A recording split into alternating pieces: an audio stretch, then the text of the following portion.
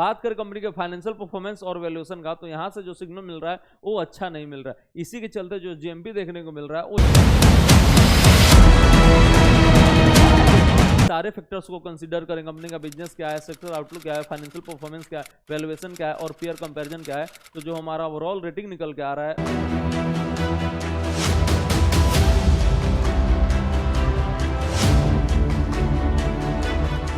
Welcome to our channel CA Abhay Ban, जहां stock market की काफी आसान और मजेदार है। आज हम लोग डिस्कस करने जा रहे हैं एक एसएमई आईपीओ श्री हरे कृष्णा स्पॉन्ज आयरन का। ये आईपीओ ओपन होने जा रहा है 24 जून को और ओपन रहेगा 26 जून तक। इसका अलॉटमेंट आउट होगा 27 जून को और लिस्टिंग होने वाला है एनएससी के एसएमई प्लेटफॉर्म पे 1 जुलाई को। इसका प्राइस बैंड फिक्स हुआ है 56 से 59 पर इक्विटी शेयर और यहां पर जो मार्केट कैपिटलाइजेशन होने जा रहा है वो 113 करोड़ होने जा रहा है। लॉट साइज 2000 शेयर्स का है, मतलब रिटेल इन्वेस्टर्स को मिनिमम इन्वेस्ट करना पड़ेगा 1,18,000 रुपया। वही एचएनआई कैटेगरी में 2 लॉट और अमाउंट हो जाएगा 2,36,000 रुपया। लेकिन सिर्फ एचएनआई कैटेगरी से आपको अलॉटमेंट नहीं मिलता है। अलॉटमेंट का क्या प्रोसेस है इस पे ऑलरेडी एक डेडिकेटेड वीडियो बना चुका हूं, उसको जाके आप चेकआउट कर सकते हैं, लिंक जो है डिस्क्रिप्शन बॉक्स में। कंपनी आईपीओ के जरिए टोटल 29 करोड़ रेज करने वाला है और इस सारा का सारा फ्रेश इशू है जिसका इस्तेमाल कंपनी करने वाला है कैपिटल एक्सपेंडिचर पे। बात करें कंपनी के बिजनेस का, तो ये मैन्युफैक्चरिंग करता है और सेल करता है स्पॉन्ज आयरन का। जो यूज कहां पर होता है, तो ये रॉ मटेरियल के तौर पर यूज होता है स्टील इंडस्ट्रीज में। उसके बाद से अगर हम लोग देखेंगे तो ये metallic requirement of steel producer को सर्व करता है और अक्रॉस सेलेक्टेड ज्योग्राफीज में। इसका जो मैन्युफैक्चरिंग फैसिलिटी है वो लोकेटेड कहां पर है, तो रायपुर में लोकेटेड है। और किस राज्य में सर्व करता है, तो महाराष्ट्र में, मध्य प्रदेश में और छत्तीसगढ़ में अपना प्रोडक्ट को आगे चल के सेल करता है। अगर हम बात करेंगे तो 2025 में अगर हम लोग इसका रेवेन्यू का ब्रेकडाउन करेंगे तो जो इसका रेवेन्यू है स्पॉन्ज आयरन से वो 95% इसी से है। उसके बाद से आयरन ऑन फाइन से आपका 2.86% है और डॉकलर से आपका 1% है और अदर स्क्रैप आइटम से 0.45% रेवेन्यू कंट्रीब्यूट करता है। तो जो मेजर रेवेन्यू है वो आपका स्पॉन्ज आयरन से ही है। देन अगर हम लोग बात करेंगे तो कंपनी ने अपना mild steel ingots, steel shorts, grids and other steel products को होल्ड कर दिया था 2020 में।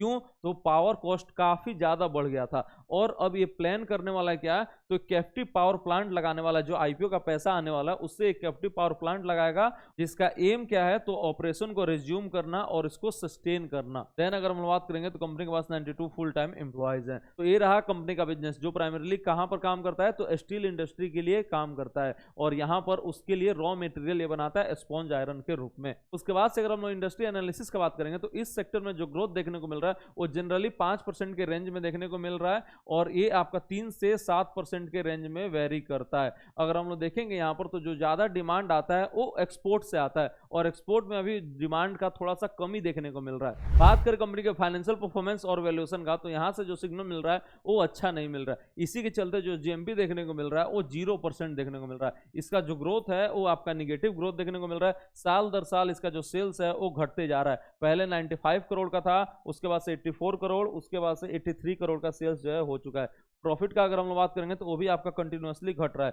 पहले 10 करोड़ का, 10 करोड़ का और उसके बाद से अभी 9 करोड़ का जो है प्रॉफिट हो चुका है। देन अगर हम लोग बात करेंगे कंपनी का फिक्स एसेट, तो उसमें भी आपको थोड़ा सा ड्रॉप देखने को मिल रहा है। 8 करोड़ से आपका 7.26 करोड़ हो चुका है। और अगर हम लोग देखेंगे कैश बैलेंस, तो यहाँ पर कैश बैलेंस जो है ये काफी हेल्दी नजर आ रहा है। देन अगर हम लोग बात करेंगे रिजर्व एंड सरप्लस, तो ये भी आपको काफी अच्छा नजर आ रहा है। तो इसका अगर हम लोग देखें कैश बैलेंस और आपका रिजर्व एंड सरप्लस, तो ये काफी अच्छा नजर आ रहा है। देन अगर हम लोग बात करेंगे बोरोइंग्स, तो बोरोइंग्स भी कंपनी के पास 11 करोड़ का है, अभी थोड़ा सा बढ़ा हुआ है, ये आपका हल्का नेगेटिव फैक्टर है। और डेट टू इक्विटी अगर आप देखेंगे तो 0.15 है, उतना आपको दिक्कत नहीं दे रहा है। प्राइस टू बुक वैल्यू जो है वो आपका 1.13 है। आरओसी अगर हम लोग देखेंगे 14%, आरओई आपका 13%, पी आपका रेशियो 12 का निकल के आ रहा है। लेकिन स्टील इंडस्ट्री में उतना ज्यादा आपको रेटिंग मिलता नहीं है, तो ये भी आपका कम नहीं है। अगर हम लोग प्री आईपीओ का भी बात करेंगे तो अभी आपका 9 का निकल के आ रहा है। रिटर्न ऑन नेटवर्थ जो है वो आपका 12% निकल के आ रहा है। तो यहाँ पर जो ग्रोथ है वही मिसिंग है। इसी के चलते जो जीएमपी है वो आपको 0% देखने को मिल रहा है। और रिटर्न रेशियोज में भी अगर आप देखेंगे तो ज्यादा कुछ सरप्राइजिंग नहीं दिख रहा है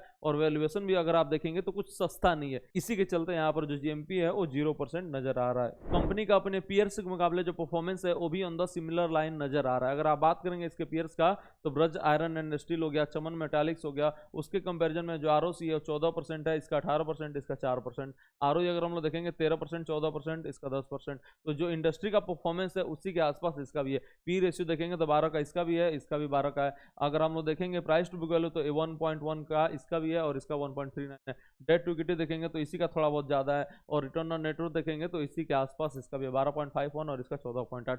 तो जितना इंडस्ट्री आपका परफॉर्म कर रहा है उसी के आसपास है, और वैल्यूएशन भी उसी के आसपास है। तो ज़्यादा यहाँ पर मार्जिन ऑफ सेफ्टी है नहीं और ग्रोथ मिसिंग है, तो इसीलिए यहाँ पर आईपीओ जो है वो अट्रैक्टिव नहीं रह रहा है। अब ये सारे फैक्टर्स को कंसीडर करें, कंपनी का बिजनेस क्या है, सेक्टर आउटलुक क्या है, फाइनेंशियल परफॉर्मेंस क्या है, वैल्यूएशन क्या है और पीयर कंपैरिजन क्या है, तो जो हमारा ओवरऑल रेटिंग निकल के आ रहा है वो 1 स्टार निकल के आ रहा है। और कंक्लूजन क्या है, तो आप इस आईपीओ को करेंगे अवॉइड, और आईपीओ है जिसमें आप अप्लाई कर सकते हैं, जिसका डिटेल में रिव्यू फाइनेंस साथी की वेबसाइट और हमारे यूट्यूब चैनल पे आ चुका है, उसको जाकर आप चेकआउट कर सकते हैं। लिंक जो है डिस्क्रिप्शन बॉक्स में मिलता है। आपसे अगले वीडियो में एक नए आईपीओ अपडेट और स्टॉक मार्केट लर्निंग के साथ। Thank you so much.